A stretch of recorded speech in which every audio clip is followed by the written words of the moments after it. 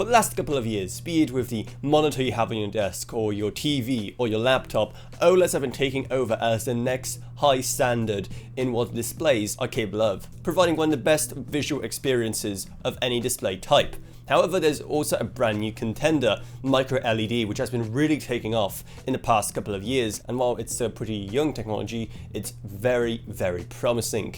Why? Well, let's get into it, shall we, and how it compares to OLED.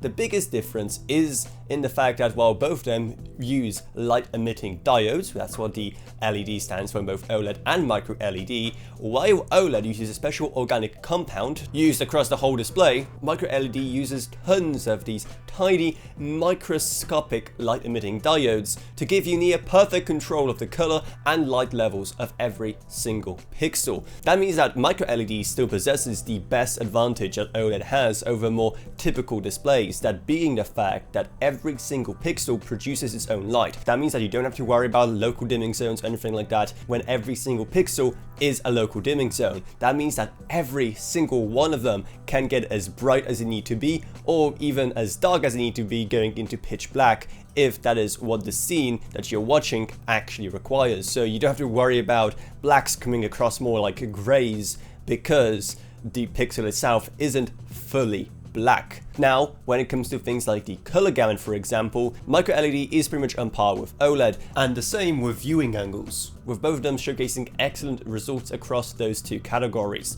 The biggest advantage of MicroLED is the fact that because it doesn't use the organic compound found in OLEDs, you don't have to worry too much about screen degradation or the dreaded burn-in, which is something that's been haunting OLEDs for a long time. Even if it isn't as scary as it used to be, with companies investing millions in brand new tech that ensures that modern OLEDs don't suffer from burn-in, there is still a small chance. Not to mention the fact that for the average person who may not know all of the advancements made in that area in the latest generations of OLEDs, they may be a bit too scared of it, even if they shouldn't. MicroLED has none of that. I don't have to worry about burn-in.